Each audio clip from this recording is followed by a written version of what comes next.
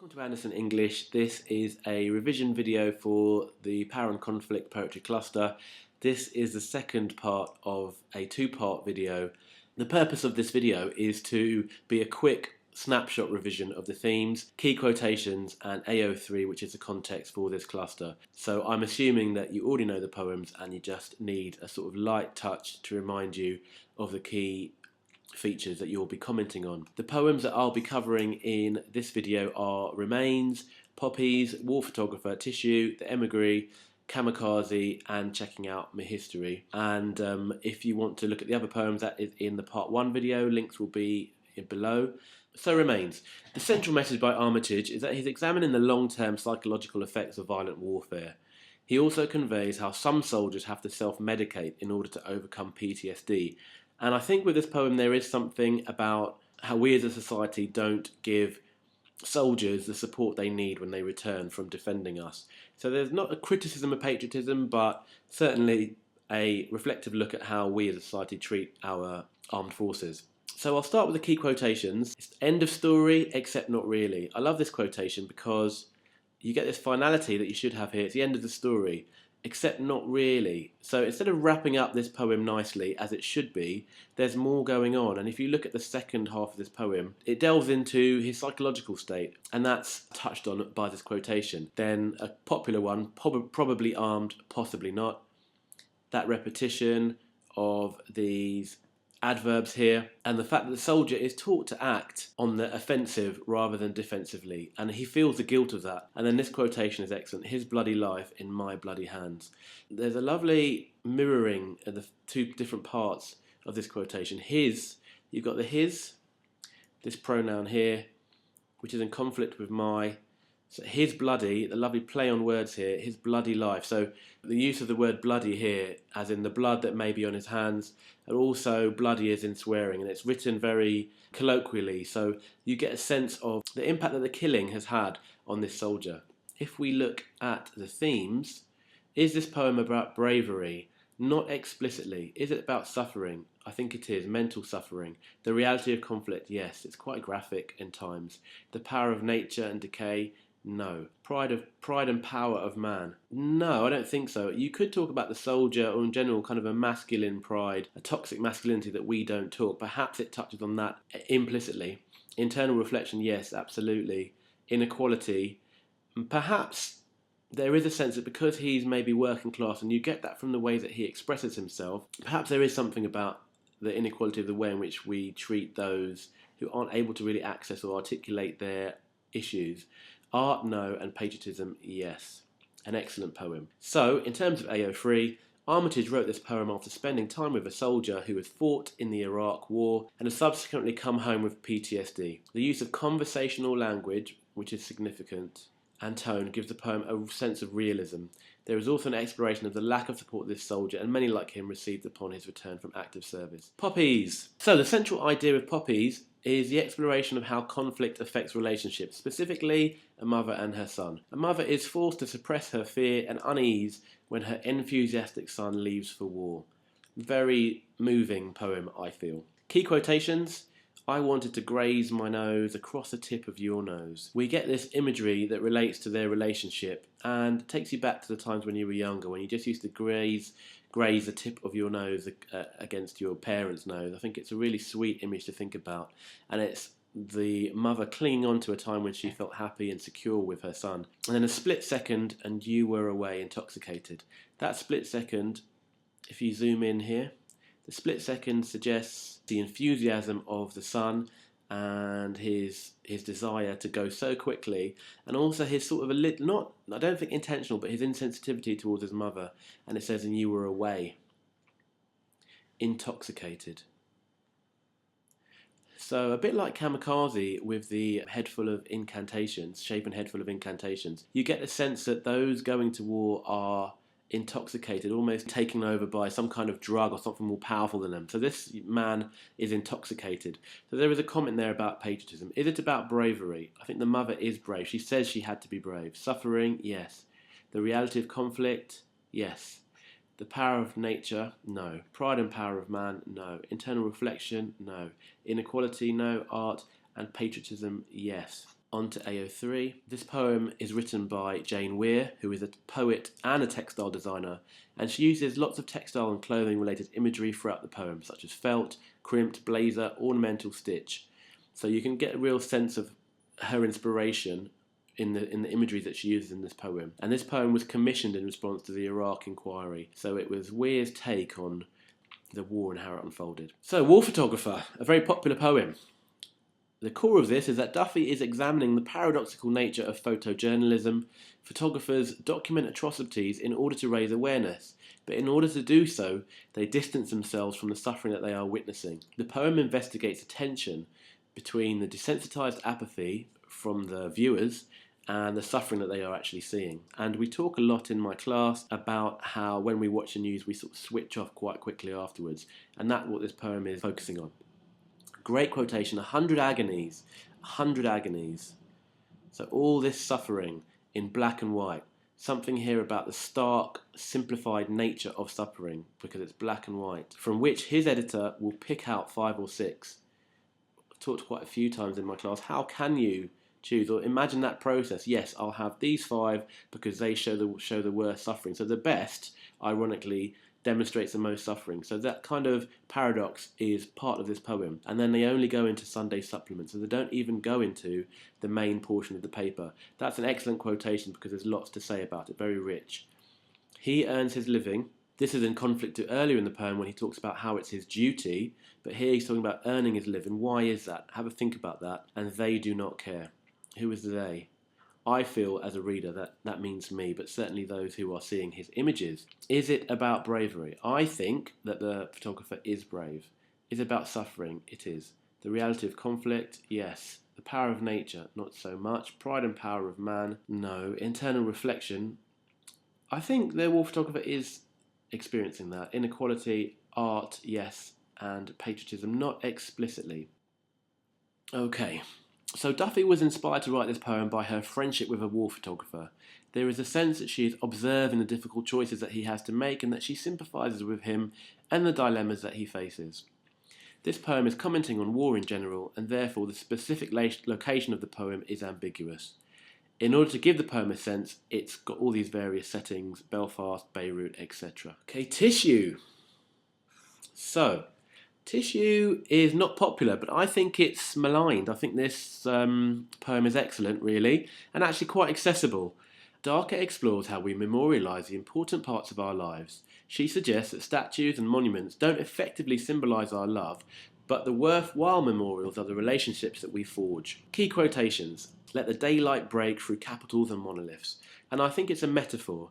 On a literal level, daylight is obviously bright and sustains us, but metaphorically I think it suggests hope or love in this poem. Let the daylight break through capitals.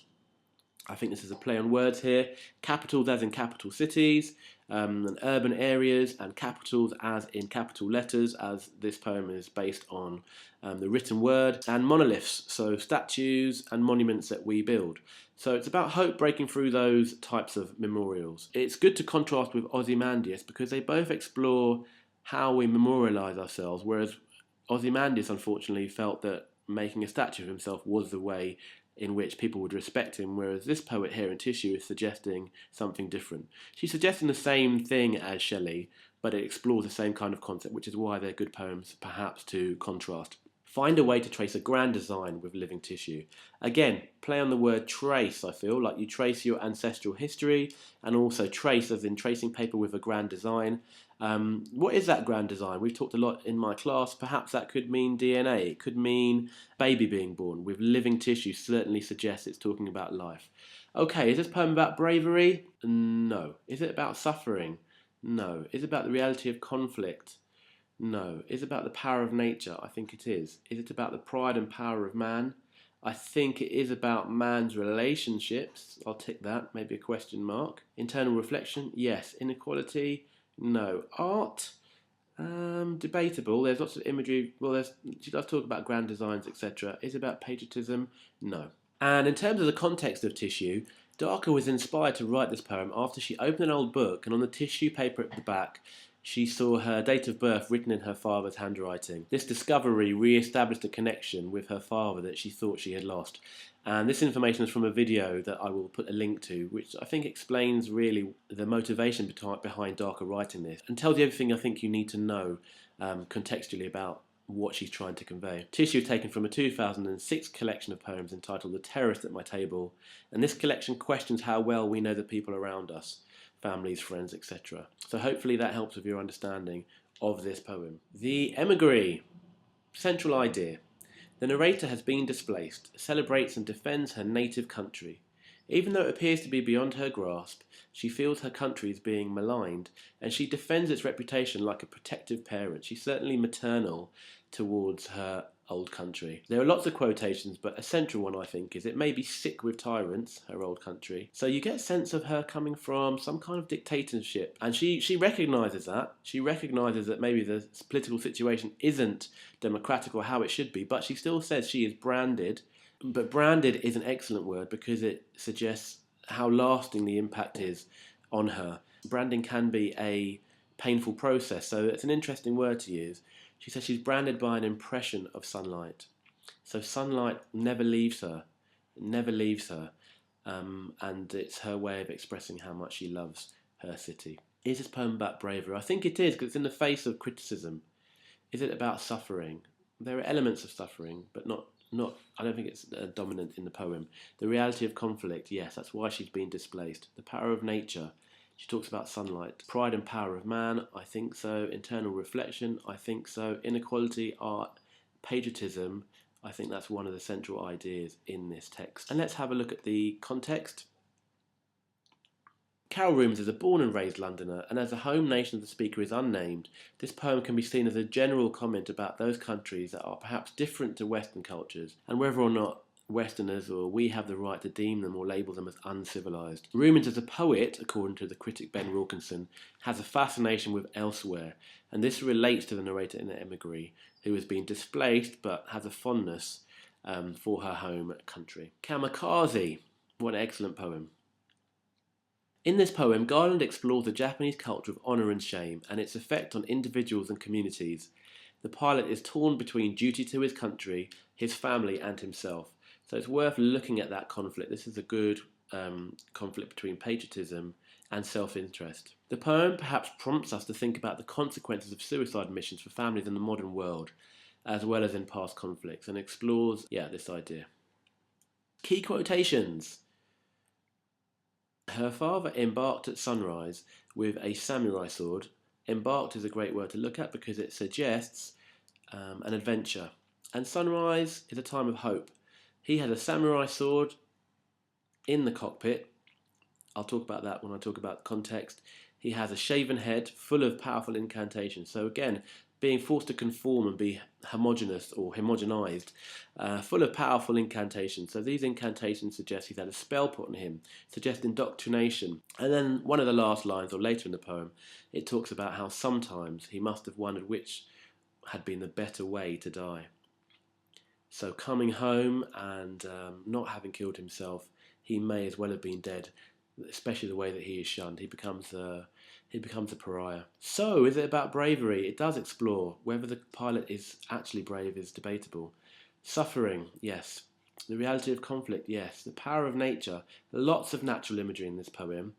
The tuna, the dark prince, I do believe it's called. Pride and power of man, yes. Internal reflection, except we never get the reflection of the kamikaze pilot himself. It's just his family reflecting on him. Inequality, no. Art, no. And definitely it is about patriotism. It is worth knowing contextually about Bushido and the samurai code. And the samurai were Japanese warriors, and their code included loyalty, courage, humility, forbearance, and self-control. In the pursuit of these moral principles, the samurai maintained their dignity and honour. So it's all about honour. If they lost their honour, a samurai had one way to preserve it: harikiri, which means ritual suicide. It's worth researching this notion here. It's definitely worth doing some extra research on this. Only through killing himself was he able to reclaim his honour and eradicate shame. Now, this is quite brutal when you look into the way in which they killed themselves, and it demonstrates how much shame the pilot will have brought on his family by not going through with that mission. So knowing this and referring to it explicitly when you're writing is definitely important in demonstrating your understanding to the examiner. And the last poem is Checking Out Me History. And the central message in this is that Agard is criticising the imbalanced and exclusive nature of the way that history is taught in the British education system. He conveys how he has had to independently search for the accomplishments of leaders who share his heritage. Key quotation, "Them tell me what them want to tell me, but now I checking out my own history, I carving out my identity." So were I zooming in here, I would focus on the use of phonetic spelling, "them tell me," the kind of dialectal grammar that he uses, also checking out me own history. But this is him refusing to change his accent. It's almost it is a show of defiance to a degree. Defiance isn't the right word, but it's a poem about identity, and he's ensuring that he is not modifying his identity, even to make it seem more like standard English. That's an interesting aspect of this poem. Who is the them? Okay, whenever someone mentions them and has a vague pronoun to describe who is causing issues, it makes it ambiguous and therefore debatable. And now I checking out my own history, I carving out my identity. He has to carve out his identity. This is a metaphor here. When you carve, it's an intricate and delicate and perhaps time-consuming process. So it demonstrates the extent to which he wants to know about his own culture, and it also demonstrates the extent to which his culture is left out or glossed over by the education system, the British education system. Is this poem about bravery? No. It's about suffering? No. The reality of conflict? No. The power of nature? No. The pride and power of man? Yes, it is. Internal reflection? I think it is. Inequality? Absolutely. Through art? No. And is it about patriotism? I think there's a notion that the British education system is patriotic to those of a British white heritage, but doesn't acknowledge those who come from different cultures who may have contributed to the British culture also. In terms of AO3, in his own words, the first line in our history book I seem to remember was West Indian history begins in 1492 with the arrival of Columbus. It's that very Eurocentric view. Nothing exists until the Europeans have entered the arena. When he reads this poem, it always strikes me as someone of West Indian heritage that it sounds very much like Calypso. And he has mentioned before that he's likened his poetry down here, I've written that. He's likened his poetry. He says, I play with words where you might play with musical notes. And what's important to know, as I grew up, I always had Calypso in the background. My parents love Calypso and I do too. That it's a political form of music, but it does so in a really joyful and upbeat way. And that's exactly what I think this poem is doing. And it's worth, I think, mentioning that it can be misunderstood as a jokey poem or a poem that doesn't take itself very seriously, but I think the message is serious, and it's definitely part of that form, where the social commentary is perhaps subtle, and it uses humour as a rhetorical device, as a way of making you think about the issues that are being questioned. I hope this has been a useful video. I'm really sorry for the delay and all of those who wanted this part much quicker. I will put links to part 1 below and links to some of the videos I've talked about in the description below. Please subscribe if you find it useful. You can contact me on @SirTixalot on Twitter, although I'm not on it all the time. And a big thumbs up to say all the best for your exams, and I hope you do really well.